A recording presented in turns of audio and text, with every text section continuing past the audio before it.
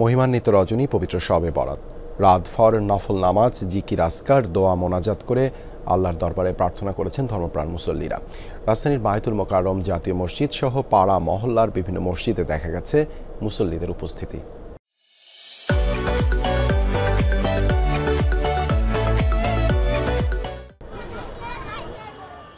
জামাতে এশার নামাজ আদায় করেন মুসল্লিরা। এরপর সাধ্যমতো আল্লাহর নৈকট্য লাভের আশায় করেন নফল ইবাদত।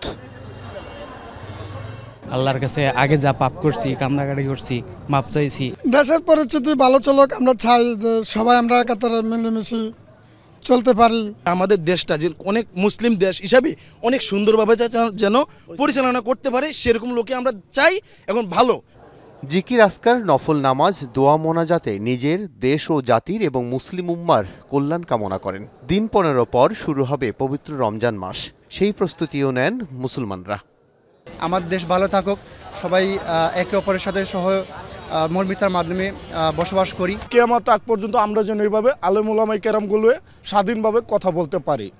পবিত্র শবে বরাত উপলক্ষে বাইতুল মোকাররমে আলোচনা করেন ধর্ম উপদেষ্টা। পবিত্র কুরআন ও হাদিসের আলোকে লাইলাতুল বরাতের শিক্ষা ও করণীয় বিষয়ে আলোচনা করেন তিনি।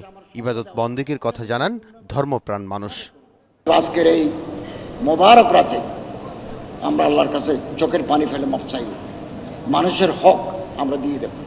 আমরা এবছর 12 কোটি টাকা যাকাত ডিসিদের মাধ্যমে বিতরণ করব। আগামী বছর প্রায় 25 কোটি টাকা আমরা যাকাত আহরণ করে যাকাত বিতরণ করব।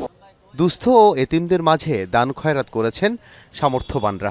এছাড়া মসজিদ ও মাদ্রাসায় দান করেন কেউ কেউ। ডিএমপির নিষেধাজ্ঞা থাকায় এবার শবে বরাতে নগরে আতশবাজি চোখে পড়েনি।